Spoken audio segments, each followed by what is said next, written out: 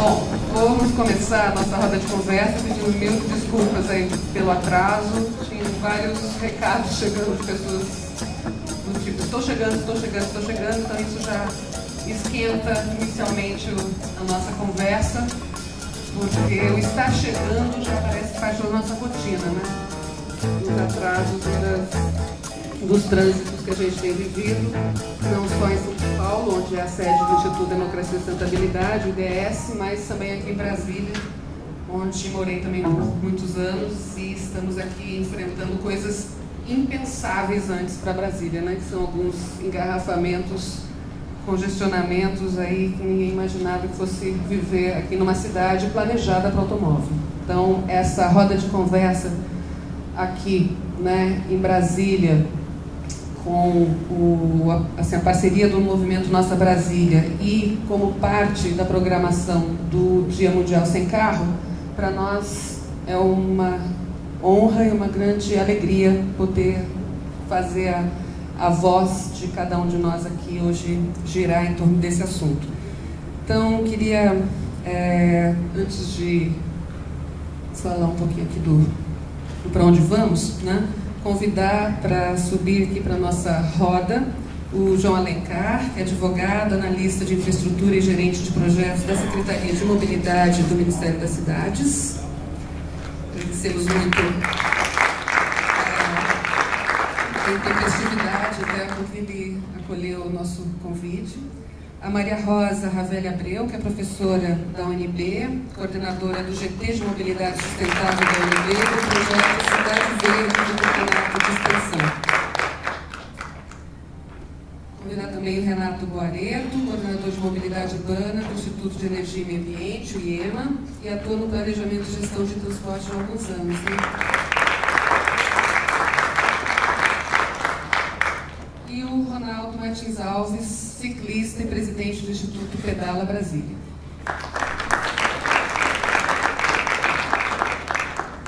Podemos sentar aqui.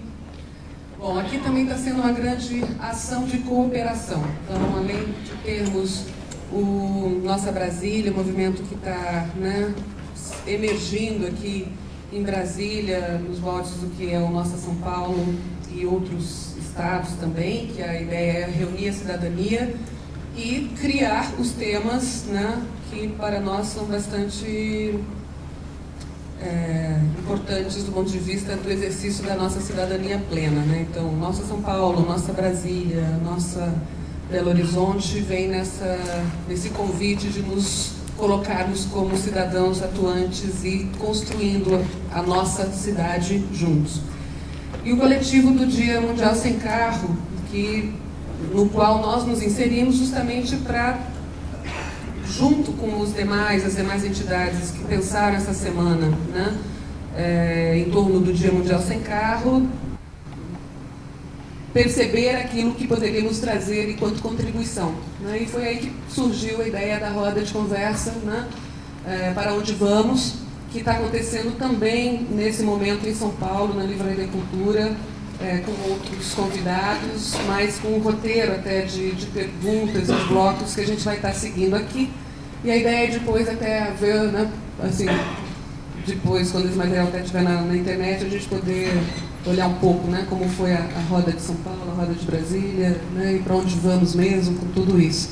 Então, agradecer a toda essa acolhida em Brasília do coletivo do Dia Mundial Sem Carro, a Secretaria de Turismo do DF também, que abriu a possibilidade de fazermos nesse local, no Centro de Convenções Ulisses Guimarães, de forma gratuita, e agradecer também todos os voluntários, as voluntárias que foram chegando, todo mundo que está aqui nos ajudando com a lista de presença e tudo mais, o lanchinho. Vou agradecer todos os voluntários em nome da Mariana Valente, que está aqui gentilmente também nos apoiando com o bem-estar dos nossos convidados, né?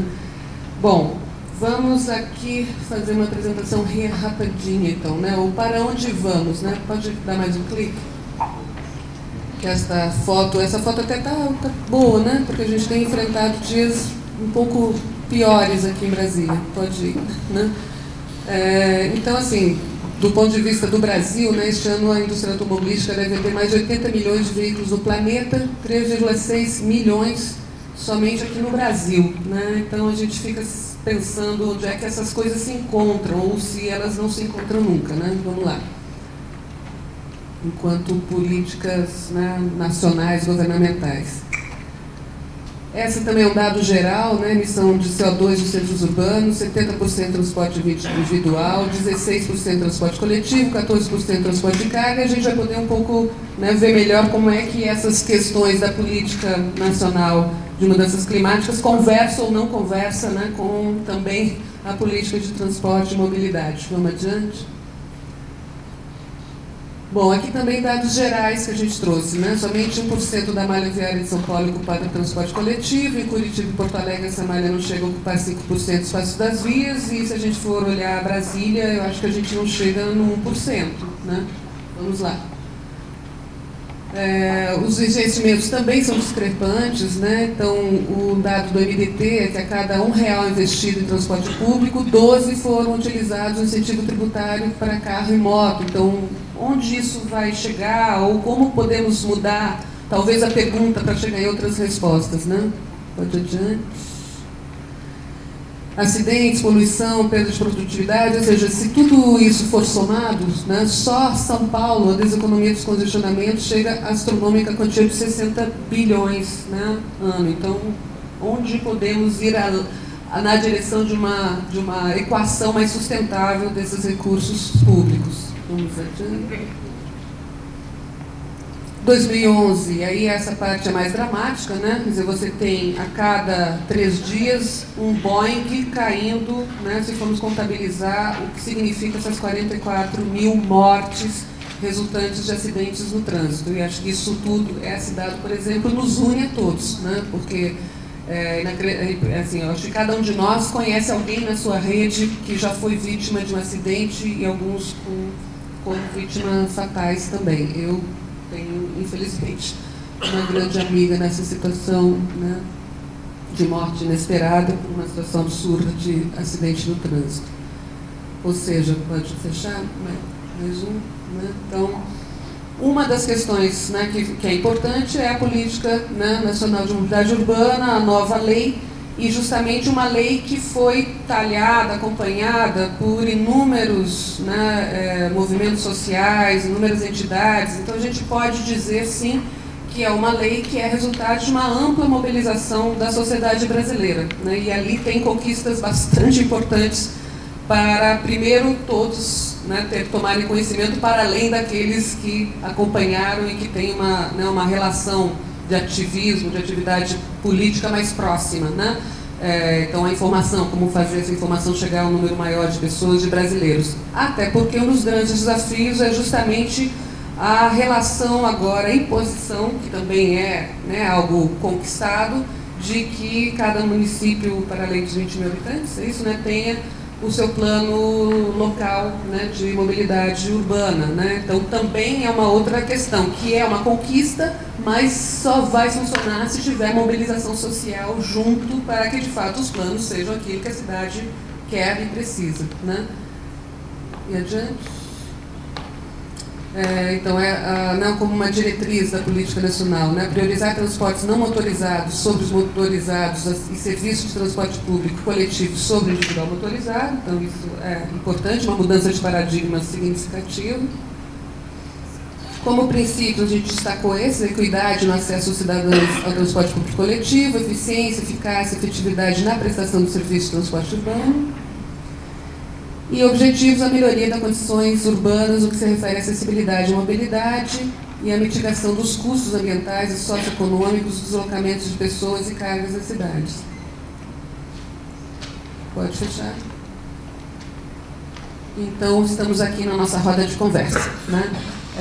Vou até convidar quem puder estar mais perto aqui conosco, pode chegar mais pertinho aqui nas cadeiras da frente, porque o que a gente vai tentar exercitar aqui, né, é uma roda, que vou um pouco acompanhar o tempo aqui dos nossos convidados durante os 2 primeiros blocos, Depois a gente vai ter uma atividade envolvendo aqui uma conversa coletiva, né, com todos os que estão aqui. E aí fechamos um terceiro bloco com algumas, talvez nem todas as respostas, mas pelo menos algumas intuições de para onde vamos ou para onde podemos ir se avançarmos juntos, né?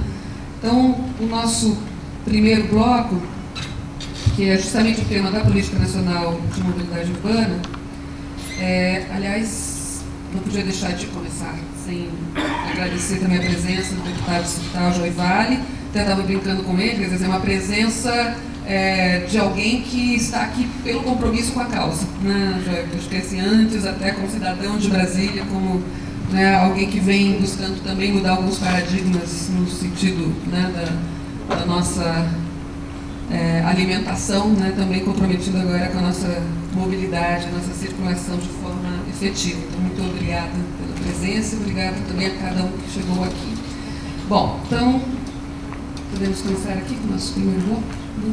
Então, o nosso primeiro bloco é o seguinte: Política Nacional de Mobilidade Urbana, né? Então, dentro daquilo que foi já destacado como princípios, como objetivos, né, as perguntas que nós queremos trazer para nossa roda são as seguintes: a lei oferece os instrumentos necessários para atingir os objetivos a que se propõe, né? Então, o que vocês acham, né? Quais são esses principais instrumentos para justamente a gente poder chegar, né, numa mudança de paradigma, de fato, de ter o transporte público priorizado e a mobilidade, né, abraçando as outras modalidades, os outros modais, inclusive a bicicleta e o pedestre, né? E, então, primeiro isso, quer dizer, essa lei tem respostas e que instrumentos são esses, e se as nossas instituições estão preparadas para enfrentar os grandes desafios para a sua implementação.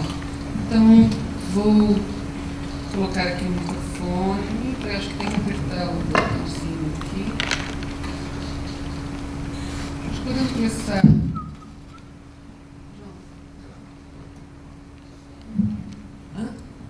Meu nome é Alexandra. Então, esqueci de me apresentar. Eu sou Alexandra Resch, estou secretária executiva do Instituto Democracia e Sustentabilidade. O Instituto, como eu disse, tem sede em São Paulo, né? E fazem parte do conselho do nosso instituto a Marina Silva, o Guilherme Leal, a Maria Alice Setúbal, o Beto Ricardo do Instituto Socioambiental, João Paulo Capobianco é o nosso presidente, e a Gisela Morro também faz parte do nosso conselho. Então, o nosso lema é mais democracia, mais sustentabilidade, mais democracia. Por isso, as rodas de conversa como uma forma de exercitar essa democracia na certeza de que isso é um caminho importante para a sustentabilidade vir para o centro das nossas políticas públicas, e a mobilidade urbana faz parte de um dos nossos 7 eixos, né, que estão na nossa plataforma, que é o eixo qualidade de vida. Então, a mobilidade urbana ele é transversal, evidente, a gente vai conversar ali também com a economia e tal, mas ele se localiza dentro daquilo que a gente entende como estratégico para, de fato, irmos na direção de uma qualidade de vida boa para todos os brasileiros, né? Então, passando a palavra aqui para o João. João, o que você acha? Temos todos os instrumentos, instituições preparadas? Bem, eu acho que a análise da legislação, da lei em particular, muitas vezes ela não se dá apenas no que está positivado, ou seja, naquilo que está escrito. Eu acho que a lei traz uma grande oportunidade de que nós possamos compreender qual o espírito, ou seja, o que é que tem nas entrelinhas da lei. Então, nesse aspecto, eu acho que a sociedade brasileira, aí, quer dizer, vale para Brasília, vale para São Paulo, Fortaleza, ou qualquer outra grande capital. Eu acredito, né, como uma pessoa que vivencia a área de transportes, né, antes de se chamar o termo mobilidade urbana, né, desde de 89, eu comecei a militar nessa área, né, com pós-graduação, depois fui professor universitário, e agora me encontro aqui em Brasília, né, tendo um papel dentro de uma estrutura de governo, como um ministério. Na realidade, a sociedade brasileira está chegando a um ponto de inflexão. Ou seja, nós temos que repensar como é que nós vamos nos deslocarmos nas áreas urbanas. E esse ponto de reflexão nos leva a um outro questionamento. Quer dizer, qual é o novo contrato social que a sociedade vai ter que subscrever, né, enquanto sociedade? Então, eu acho que o grande elemento que a lei traz, embora isso não esteja explícito, por isso que eu digo que é o espírito da lei, é a possibilidade que a sociedade possa pactuar entre si. E nesse aspecto, no entendimento de que isso é um processo, os administradores são preocupados com o fato de que daqui a 3 anos, se eles não elaborarem os planos de mobilidade urbana, eles vão deixar de ter acesso ao recurso federal. Eu não estou preocupado com o resultado, estou preocupado com o processo. Então, eu acho que nesse mecanismo de discussão, eu acho que sim, a lei traz, certo, um conjunto de princípios, diretrizes e objetivos, também traz um conjunto de instrumentos, e eu gostaria de destacar inclusive o artigo 23, que possibilitará a que o município, digamos, seja criativo nas soluções e nas pactuações políticas que ele pode conquistar com a sociedade. E a lei traz uma coisa fantástica, que é a obrigatoriedade, e que nesse processo de discussão, ao longo dessa discussão de mobilidade urbana, a sociedade tem um papel chave nesse processo de pactuação, porque eu vou ter sempre ganhadores e perdedores. Se você vai fazer uma restrição de acesso ao automóvel, eu vou ter parcela da sociedade que vai ter essa restrição de acesso. Agora, isso é visando ter um bem comum. Então, na realidade, apesar do dia 22 ser um dia sem meu carro, eu vejo esse dia como um dia da reflexão e conscientização que é possível uma outra realidade. Porque o carro vai ter sim um papel importante ainda na nossa cidade, na questão dos deslocamentos. A questão é como utilizar o carro. Não necessariamente o problema é a posse do automóvel. Porque se nós pegarmos dados europeus, você vai ver que o índice de motorização das cidades europeias também é alto. A questão é o uso. Agora, o uso é função de diversos parâmetros, dentre os quais ter opções efetivas de deslocamento em áreas urbanas através de redes eficientes de transportes. Então, eu acho, sim, tentando lhe responder, eu acho que a lei traz esse espírito de discussão coletiva, de necessidade de repactuar, né, os nossos conjuntos de valores, e uma coisa que eu acho fundamental e que é muito importante que se diga: a mobilidade urbana, ela tem que ser entendida uma mobilidade para todos, né? E essa mobilidade para todos, ela tem que ser, de certa forma, custeada por todos. Hoje nós temos um modelo tarifário que penaliza o usuário, porque você tem hoje o modelo de remuneração Custo Plus, que é o que eu chamo de política de condomínio, ou seja, soma a despesa e divide por quem paga. Mas será que a pessoa que não utiliza o transporte público não se beneficia da existência dele? Então nós temos que discutir na questão da mobilidade urbana como eu vou financiar essa mobilidade urbana. E o financiamento não se dá apenas na infraestrutura, se dá no dia a dia, de como é que eu vou fazer com que aquele cidadão que não tem renda tenha o mesmo direito daquele que tem renda de expor e usufruir de um transporte público. Porque de pouco vai adiantar passar uma linha de ônibus na porta do cidadão e ele não ter o dinheiro para entrar no ônibus. Então, essa discussão, a sociedade vai ter que encontrar soluções próprias em cada cidade brasileira, nessa discussão de quem financia a mobilidade urbana. Então, é a mobilidade urbana de todos, para todos e financiada por todos. Essa é a discussão que tem que estar no centro das discussões de mobilidade urbana. Certo? Então, eu acho isso muito importante que se dê início a esse processo de discussão. Certo? Obrigado, João. Renato, o que você acha em termos de instrumentos? Temos todos os instrumentos?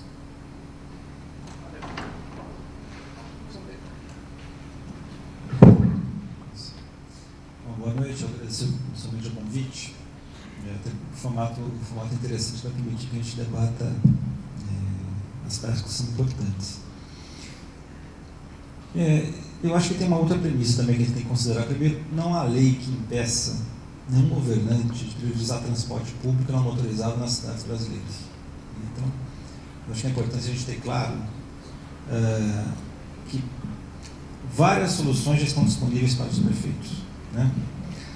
O que a lei traz, acho que é isso que é importante, assim, ela vem num momento interessante do país. Nós temos uma lei de mobilidade sancionada em janeiro de 2012. Nós temos o maior ciclo de investimentos em infraestrutura de mobilidade urbana feito pelo governo federal desde a década de 80. Né? O governo federal parou de investir na década de 80, retomou agora com os PACs. Né? Nós temos uma lei nacional de mudança climática e um compromisso internacional do país em reduzir suas emissões. Né? Depois tem todos os aspectos ambientais que acho que não tem um momento adequado de falar em relação disso. E nós temos uma taxa de motorização crescente da população. Né? Então, felizmente, o país, as pessoas, a renda está aumentando, há maior crédito, há facilidade de crédito, há redução de custos do automóvel, né? Há facilidades de financiamento. Então, a taxa de motorização está crescendo. Isso aconteceu em qualquer país que passou por um processo de aumento de riqueza, como o Brasil está passando. Então, são dados da realidade. Eu acho que a lei vem se contrapor, ela vem trazer instrumentos, eu acho que isso que é o momento histórico que a gente está vivendo. Ela traz instrumentos para se contrapor, para você resolver um problema que advém de uma política que ela não está escrita. Se você pega a política nacional de mobilidade urbana, tem uma lei que está lá com princípios diretrizes, como foi apresentado. Mas há uma forma de atuação das prefeituras, principalmente, que manifesta uma política, mas ela não está escrita.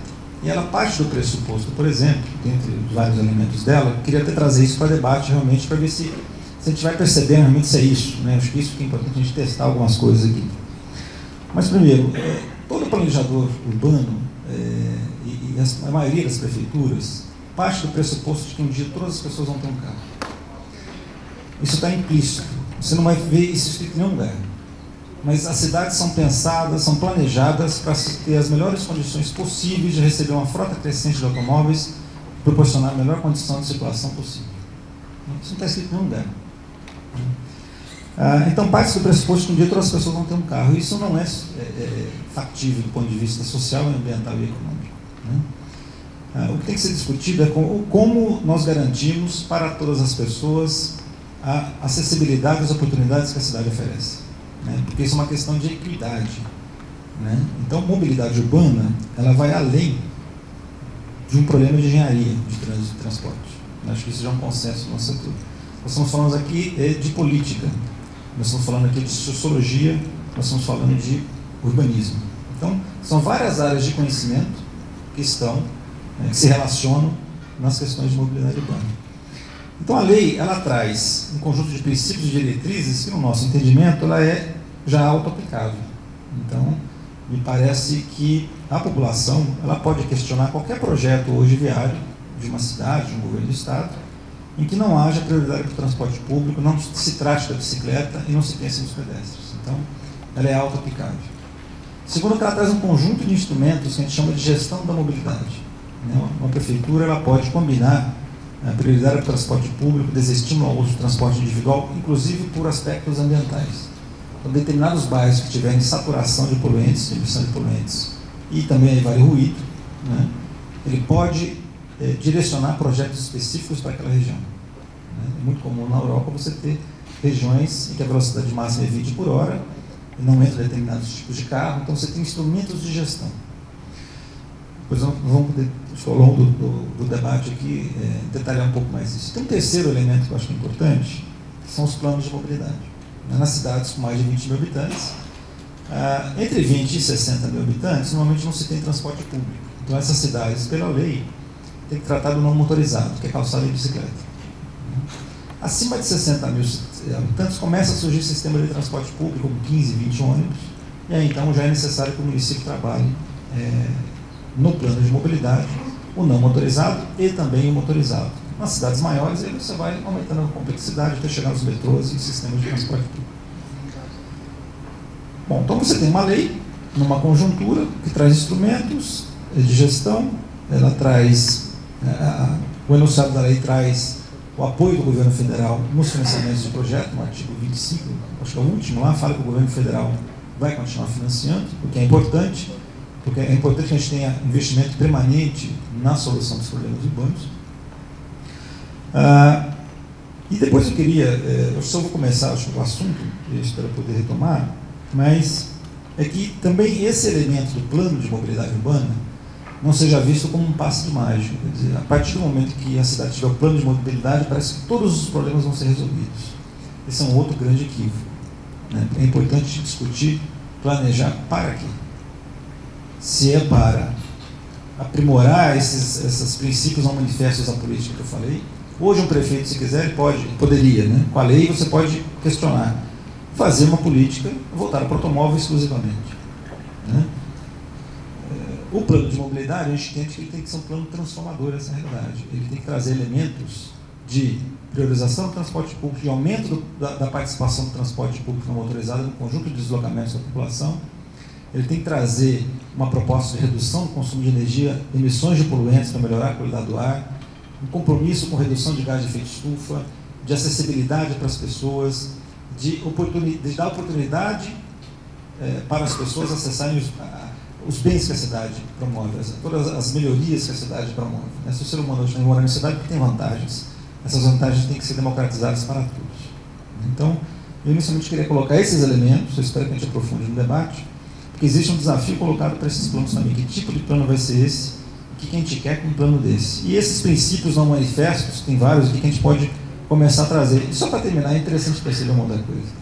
Nós que temos carro, normalmente todo mundo compra o carro e vai para a rua. E começa a reclamar do congestionamento. Eu acompanho a imprensa aqui brasileira, na rádio no período da manhã, todo mundo falando de congestionamento. Colorado, não sei o que, saída do Paraná, todo mundo congestionando. E nós nos colocamos como vítima, quando na realidade nós somos a causa do problema. Nós congestionamos a cidade. Nós com os nossos carros. E nós congestionamos com os nossos carros o transporte público. Somos nós que atrapalhamos o transporte público que leva a maior número de pessoas nas cidades. E nós ficamos cobrando do Estado uma solução do problema que nós temos. Né? Grosso modo é isso, no fundo. Né? Então acho que é importante que a gente seja chamado, por exemplo, o importante da jornada na cidade sem meu carro é justamente começar a trazer um pouco dessa reflexão. Quer dizer, como é que a gente pode contribuir também para a solução desse problema, ou no mínimo, para não piorarmos o problema. Acho que aí está associado ao uso que o João colocou, que eu acho que eu espero que a gente trabalhe mais hoje aqui nessa discussão.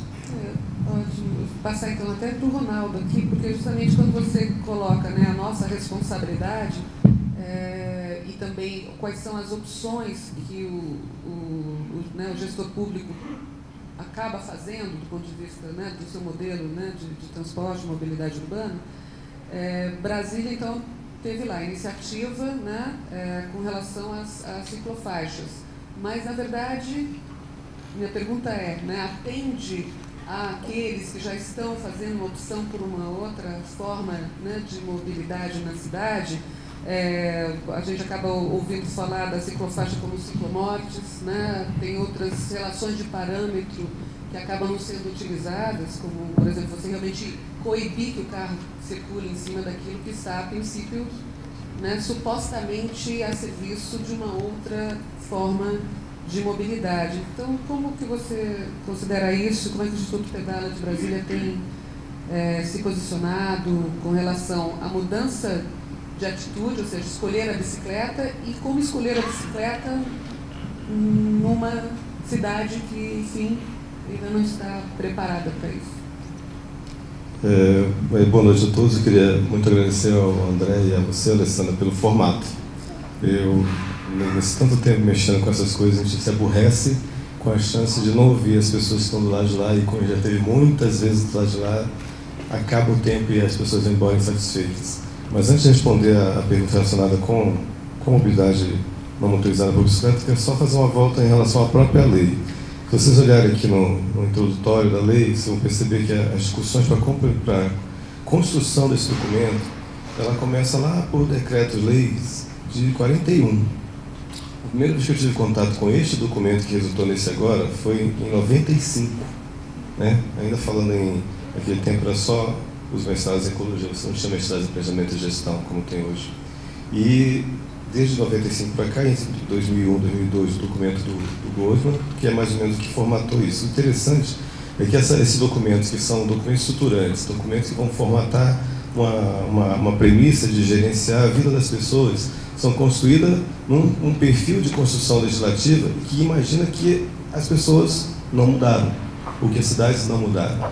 Então, as premissas desse documento, que é o Plano Nacional de Mobilidade, estão amarradas a preceitos e ações e comportamentos e estruturas de 41, de 91, 95, depois 2003 e agora 2011, em que foi feita a última tramitação e que alguns técnicos legislativos, já no Senado, que ela estava na Câmara Legislativa Federal, e vai ao Senado com o PLC 1066, e o pessoal pega agora vão arrumar.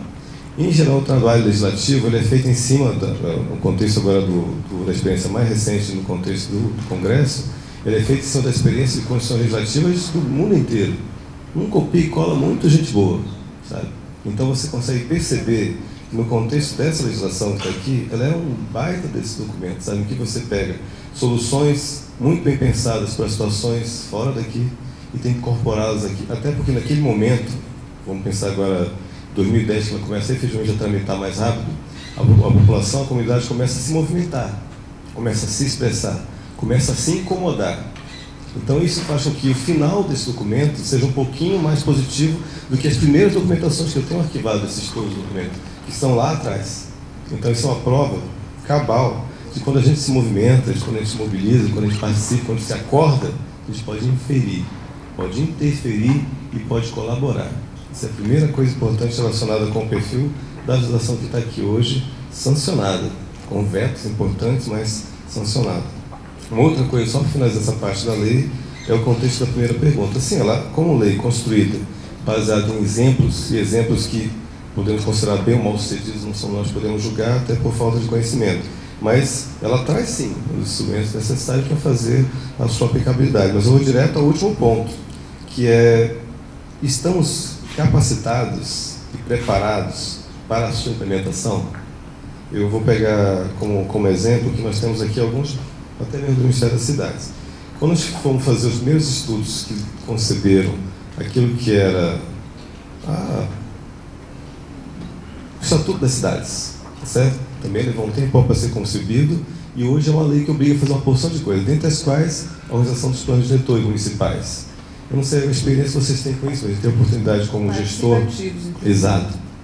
E tenho a oportunidade de fazer financiamento de programas e projetos para municípios da Amazônia Legal.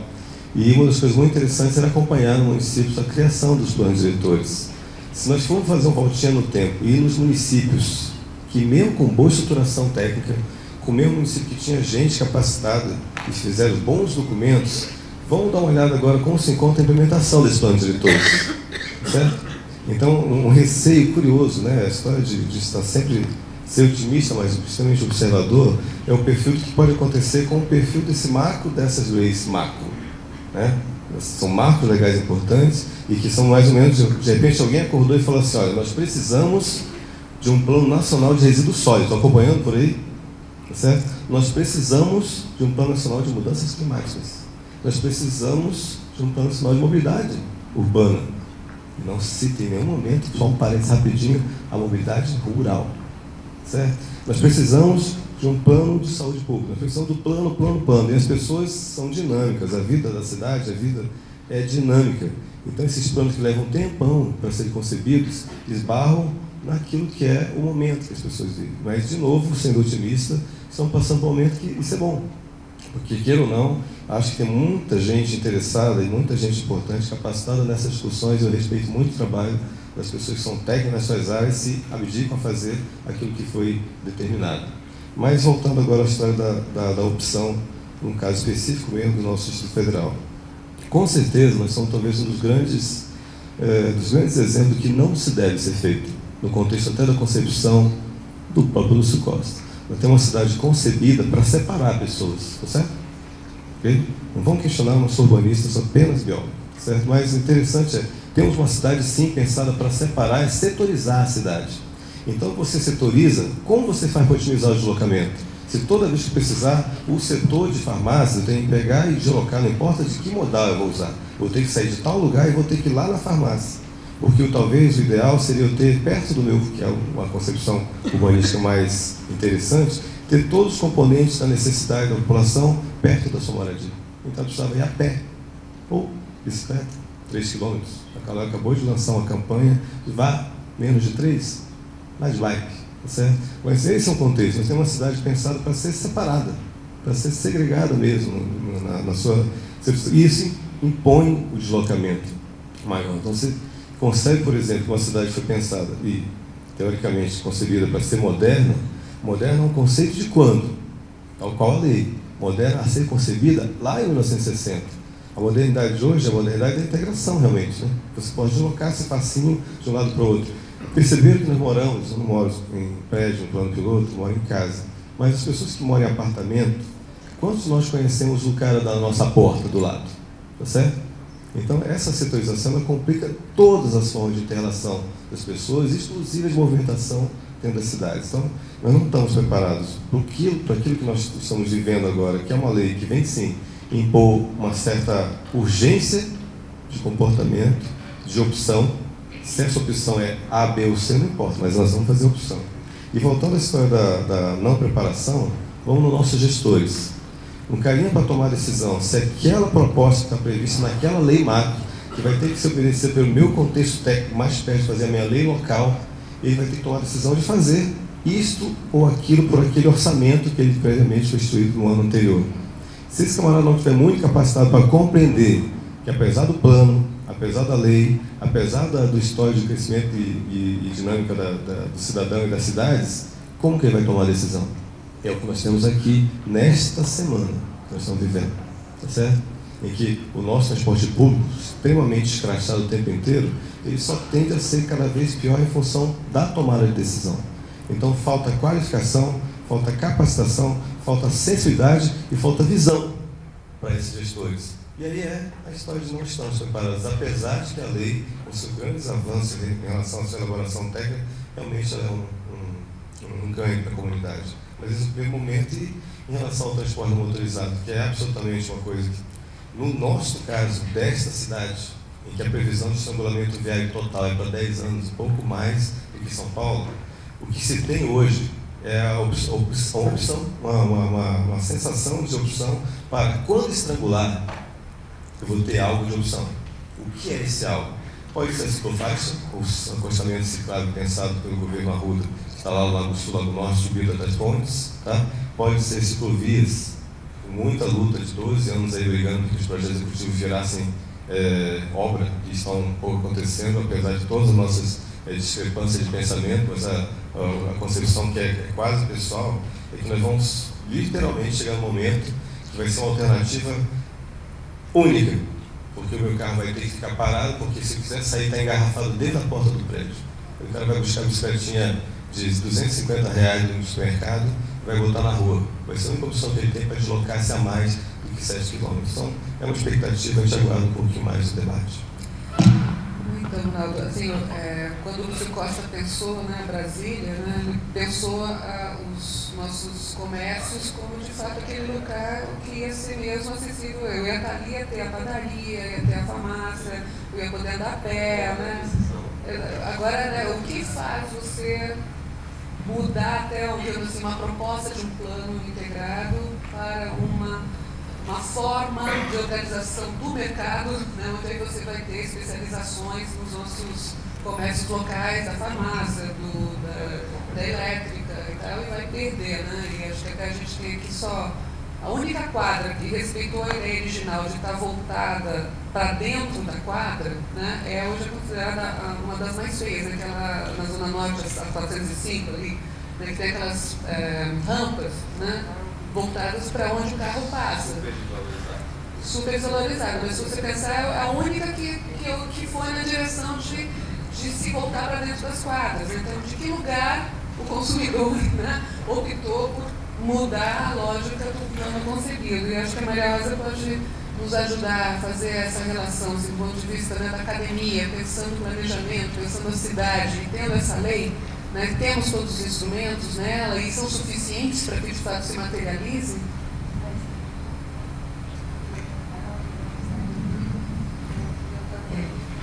Para onde vamos, né? Cumprimentar o Instituto de Democracia e Sustentabilidade, parabenizar pela organização preciosa aqui do evento. cumprimentar o coletivo, o nosso coletivo do Dia Mundial Sem Carro, da Semana da Mobilidade, né, que juntou tantos jovens, mobilizou tantas pessoas, com vontade de ter melhorar a vida das pessoas, né? Porque isso que é o assunto da melhorar a mobilidade e melhorar um ponto que hoje está estrangulando, prejudicando muitas pessoas.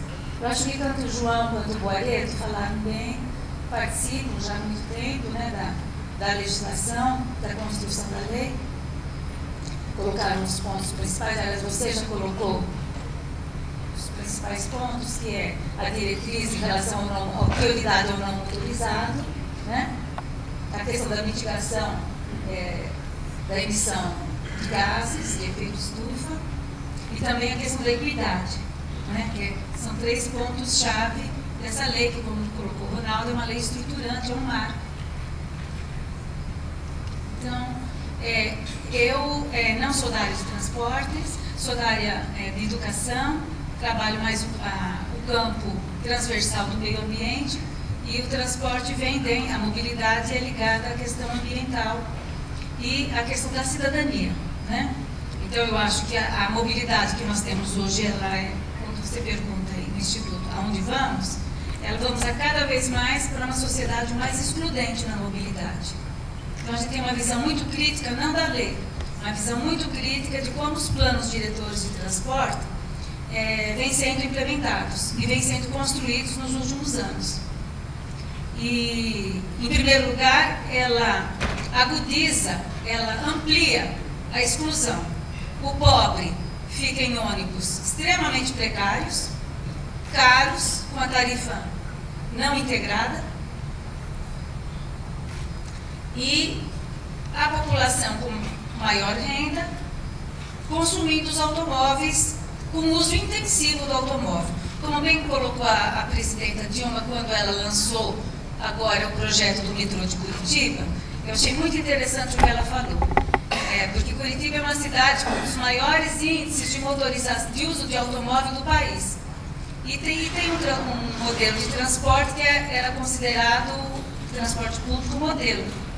E isso mostra que o ônibus tentando substituir o metrô nos eixos principais e não tendo uma integração perfeita, com grande capilaridade dos ônibus nos bairros, nas localidades, não adianta, né?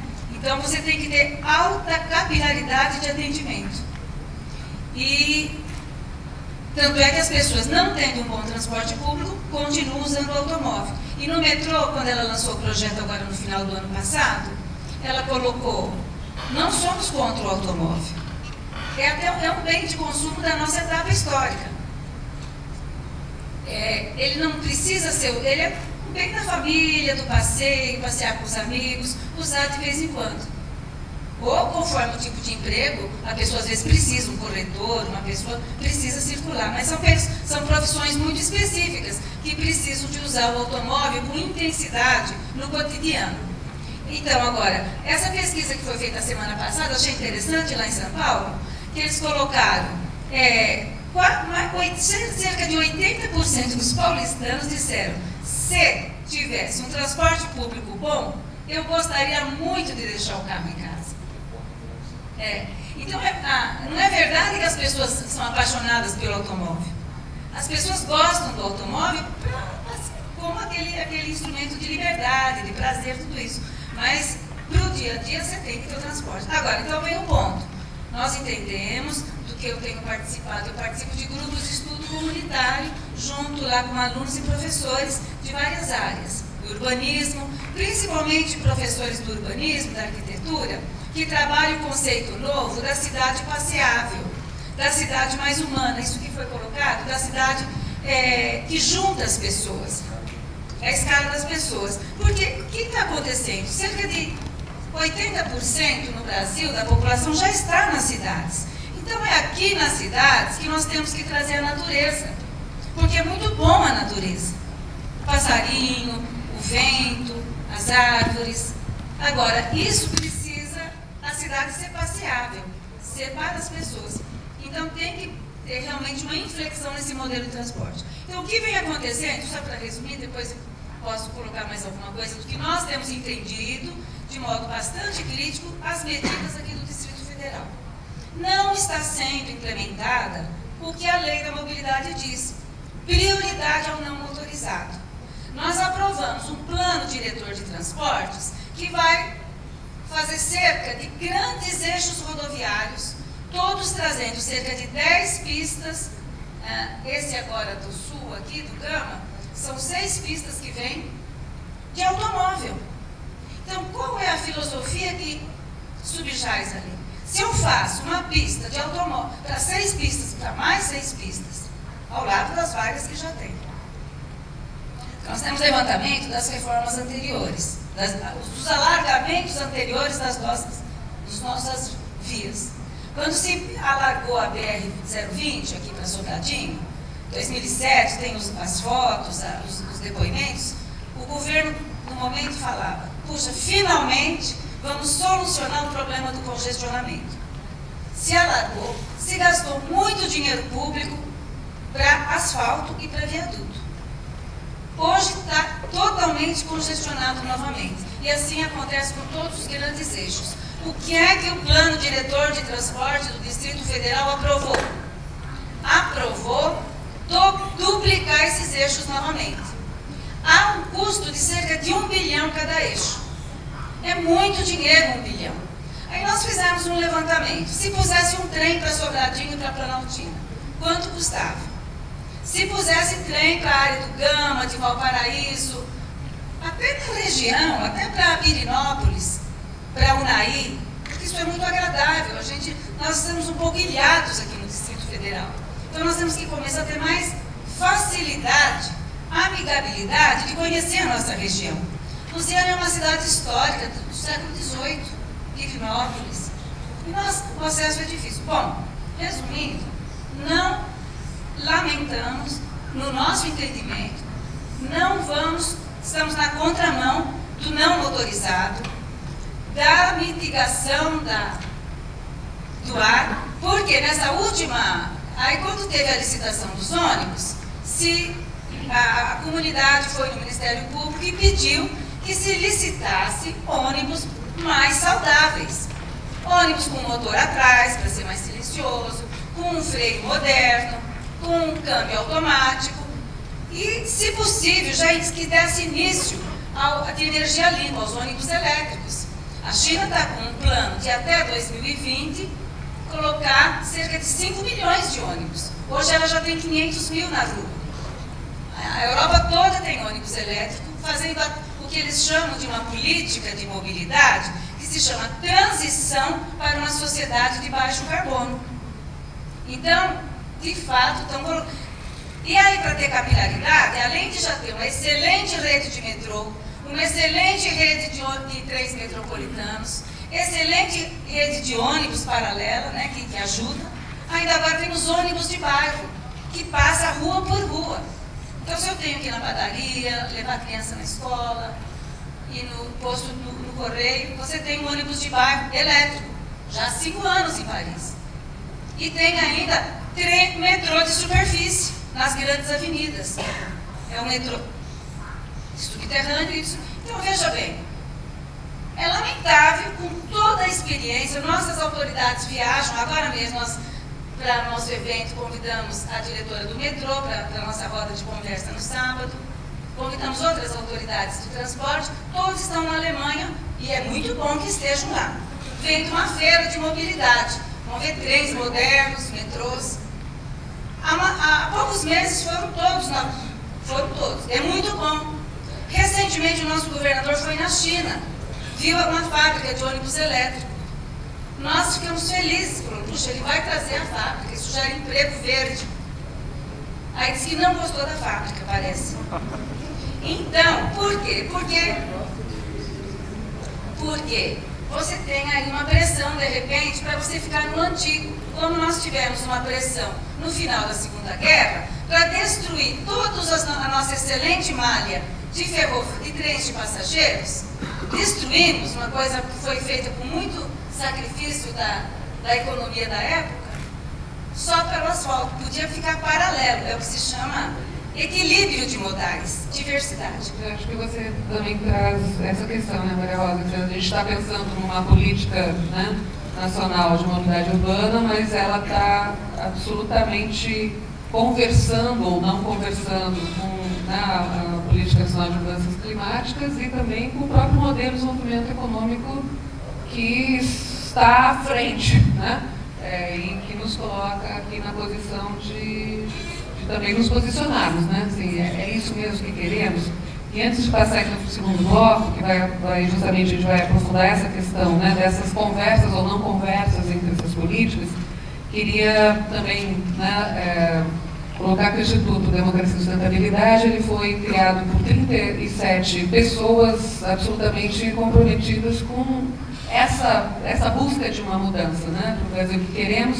E é com muita alegria que a gente está aqui hoje, justamente porque, né, o nosso associado André Lima, né, puxou esse bastão de organizar a roda, junto também com o nosso sócio Eduardo Rumbauer. Temos aqui também presente a Maristela De Benetti e o Carlos Vicente. Enfim, agradecer o fato de estarmos co-construindo um instituto com essas pessoas que, além de tudo, estão, né, tem um mão na massa e ajudou a gente a fazer, né, a acontecer a mudança para o Brasil. Então, esse novo bloco aqui, que aí depois na sequência a gente vai envolver aí todos vocês, esse bloco, o tema é justamente Política Nacional de Mobilidade Urbana, Política Nacional de Mudanças Climáticas e o Pacto da Mobilidade, né? Então, além da Política Nacional de Mobilidade, há outras importantes ações federais que interferem diretamente nessa questão, como a Política Nacional de Mudanças Climáticas e o próprio Pacto da Mobilidade. Bom, a pergunta aqui para os nossos convidados é: essas diversas ações estão acontecendo de forma articulada, né? Podemos ter alguma referência, algum exemplo? Existem critérios de sustentabilidade climática e ambiental que tratem de questões como poluição e emissão de carbono?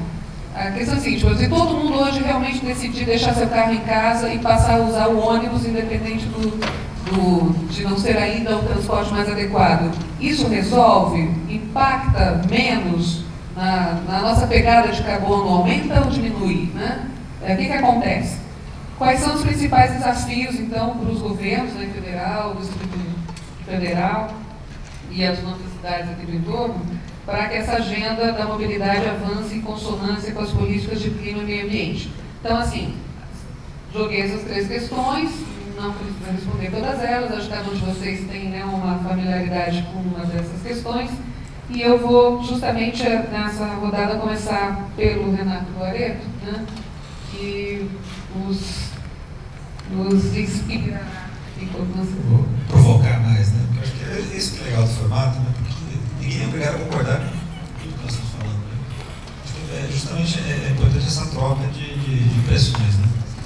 O que eu queria comentar com vocês sobre essa questão ambiental, né? Até porque eu sou do estudo de energia e meio ambiente, e o desafio que a gente tem é justamente trabalhar qualidade do ar, emissões veiculares, mobilidade urbana e política de clima associada ao transporte, com essas 4 vertentes. Se a gente olhar um pouco os problemas ambientais, urbanos principalmente, para poder trazer essa discussão para a gente agora, é importante que a gente perceba novos problemas ambientais, né? Nós não podemos esquecer de contaminação do solo, e principalmente contaminação do solo hoje, além de produtos químicos e toda a parte de combustível que é associada à mobilidade. Também você tem toda a parte de resíduos sólidos que são gerados e de maneira inapropriada depositados no solo. A região metropolitana de São Paulo percebe-se muito isso, a poluição hídrica. Então, se você pegar os rios do estado de São Paulo, se você olhar os rios da região metropolitana de São Paulo, a situação é muito complicada. Nós não podemos esquecer da qualidade do ar. Nós não podemos esquecer que a população que está mais exposta aos problemas ambientais é a população de baixa renda, seja porque mora em área de risco e se chover vai inundar ou vai desabar, seja porque ao enfrentar problemas da poluição associada à qualidade do ar não tem acesso a serviços de saúde. E no caso de mobilidade urbana, ela infelizmente é uma poluição mais democrática, né? Porque todo mundo respira, então ela acaba afetando todo mundo.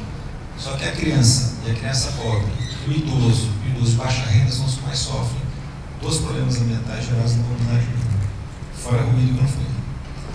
Não bastasse isso, ainda tem agora o desafio da mudança climática. Então é um outro elemento ambiental que eu acho que se soma a esses outros problemas todos que nós temos e associados, inclusive, à necessidade de erradicação de pobreza. Então, nós não podemos esquecer, e é muito comum que se esqueça, que o ser humano faz parte do ambiente. É muito comum a gente ver quem trabalha com educação ambiental. É só fazer um exercício que você vê que muitas pessoas falam lá da floresta, falam da água, do solo, do ar e tal, mas não falam das pessoas, né, que estão vivendo até em condições de pobreza na beira daquele córrego que está totalmente contaminado, um solo contaminado. Então, nós temos agora esse outro desafio, que é o desafio da emissão de gás de efeito estufa, que se soma, então, no nosso entendimento, a essa agenda ambiental. Quando a gente vem para a mobilidade urbana, o que é importante perceber? Qual é a discussão que está aí na praça? Acho que é isso que eu queria que vocês ajudassem também a gente a observar. Né? Normalmente se discute, existe um foco na tecnologia. Então se discute, por exemplo, como aprimorar o motor. O motor faz 10 km por litro, tem que fazer 12, 13, 15. Se discute o limite de emissões desse veículo, propõe isso. Então você estabelece limite máximo de emissão por veículo novo. Né? Isso não está associado à intensidade que esse veículo roda. Você discute energia. Então, biocombustível, bacana. Etanol, biodiesel, então tem foco na energia também. É um foco na gestão de trânsito. Né? O que a gente tem trazido é que a mobilidade urbana, a política de mobilidade urbana, ela é uma política associada à mitigação dos problemas ambientais. Então, a política de mobilidade urbana tem que ser parte da solução. Transporte público é parte da solução do problema ambiental, não é parte da causa do problema ambiental. Acho que é importante a gente começar a refletir, né? Construir consensos em torno de algumas coisas, porque não vai adiantar nada se nós tivermos carros elétricos emitindo zero na cidade, se a energia elétrica para carregar esses carros for abaixo de termoelétrica, a diesel. E não vai adiantar nada nós temos os carros todos elétricos parados no congestionamento. Né? Então, não é por aí que nós vamos resolver. O que nós temos que discutir é a acessibilidade. Quer dizer, como é que as pessoas vão chegar. Quem faz reunião não é carro, são as pessoas que estão no carro. Quem vai ao dentista não é o carro, são as pessoas que estão no carro. O transporte público. Então, nós temos que cuidar da acessibilidade das pessoas. Então, por isso que a gente defende o transporte público e não motorizado, porque é como você propicia a acessibilidade ao maior número possível de pessoas. É por isso que a gente discute como é que a gente prioriza a via. E a via é um espaço de disputa. Diferente do Brasil, que pode ir ampliando via, em São Paulo não existe mais isso. Se você tiver que desapropriar uma faixa lá que tem 30 prédios de 30 andares, são milhões. Então, o que se discute em São Paulo hoje é quem o poder público vai tirar do congestionamento. Está se discutindo que tem que ser o transporte público. Porque, de fato, você não vai conseguir. Uma cidade que, no caso de São Paulo, está embarcando 1000 carros por dia, vocês imaginam o que você tem que fazer de via para manter o nível de serviço atual. Não dá conta. Então, se discute quem vai ser o congestionamento. Então, a política de mobilidade urbana, no nosso entendimento, aqui tem alguns objetivos ambientais muito claros. Por isso que a gente entende que, no caso do plano, já fazer uma ligação com o plano, você colocou as limitações de plano, o plano não é passo mágico. O plano de mobilidade tem que ter um objetivo, aumentar a participação do transporte público não motorizado no conjunto dos locais da população. Acho que isso tem que estar muito claro no plano de mobilidade. O segundo aspecto, a mobilidade da cidade tem que reduzir o consumo de energia e, consequentemente, as emissões de poluição de poluentes atmosféricos e gases de efeito estufa. Né? Um outro elemento importante no plano de mobilidade. É importante que esse plano tenha uma rede integrada com vários modos que se complementam, modos adequados à demanda. Então, onde é metrô, onde está no corredor de ônibus, no corredor de ônibus, onde pode ser uma faixa de ônibus, vamos fazer uma faixa de ônibus, você tem bicicleta alimentando esse sistema, você tem acesso pelas calçadas, você tem as pessoas podendo andar. E é importante perceber um negócio, eu não lembro como são os dados aqui do Brasil. Mas em São Paulo, se você somar as viagens até 500 metros, na maioria das pesquisas elas são desconsideradas. E as viagens de 500 metros são normalmente realizadas a pé. Então, se você não enxerga isso numa pesquisa, você não vai fazer calçada. Então, se você presta atenção nesse tipo de viagem, você vai ter uma cidade que é baseada em calçadas, né, para promover o transporte não motorizado. Então isso está muito claro no plano, que é esse diálogo do ponto de vista ambiental. Outra coisa que é importante é que o Brasil tem uma política energética voltada para o veículo individual. Então você tem etanol, você tem redução de veículos, de emissões, uma série de coisas. Mas falta uma política ambiental para o transporte público. Não colocando o transporte público como vilão. Acho que é isso que eu queria deixar muito claro, sabe? O transporte público, hoje, ele já é, do ponto de vista de todas as questões de acessibilidade, de preço e tudo mais, a melhor opção para a sociedade. Não estou falando só do transporte público que está aí, estou falando do transporte público de qualidade, de quantidade adequada, de preço razoável, né? Não se trata de falar para vocês agora, deixa o carro em casa amanhã e vamos pegar esse transporte que já está lotado amanhã cedo. Não se trata disso. Nós temos que discutir que cidade que nós queremos e que sistema de transporte público nós precisamos e que nós temos condição de investir. Né? Começar a trabalhar um pouco, olhar para frente. Como é que a gente desenha isso? Sempre com esse olhar ambiental. Ele é fundamental hoje para nós direcionarmos esses projetos. Né? Uma outra coisa são esses instrumentos de gestão que a gente usa para desestimular o uso do automóvel. Um outro aspecto que é fundamental é a participação da sociedade, o controle da sociedade sobre esse processo. Ele é determinante também do tipo de solução que vai se dar. E não podemos esquecer que há interesses em disputa, conflitos de interesse, de opiniões, diferentes escalas de conhecimento, de abordagem de problemas. E isso que a sociedade precisa estar participando, entendendo, aprimorando, e é isso que constrói, infelizmente, a democracia. Né? Então não dá para se separar, para encerrar, né? As questões ambientais das questões sociais e da democracia, porque é isso que permite que a gente questione, que a gente provoque avanços, que a gente aqui trocando ideias. Olha, Renato, peraí, você está falando coisa que não é bem assim. É um pouco diferente do que você está falando. É isso que vai aprimorando essa democracia brasileira. Eu acho que é importante a gente perceber que não dá para dissociar isso aí. Nós já vimos em vários locais ditaduras calarem, né, e não deixarem que as discussões se aflorassem, e qualquer coisa que fosse questionado era antipatriotismo, quando na realidade estava simplesmente discutindo questões ambientais, de inclusão social, relação de oportunidades e equidade, que são valores políticos muito caros para nós. Então, acho que isso que não dá para dissociar todas essas questões de meio ambiente, democracia e inclusão social, de garantia de direitos.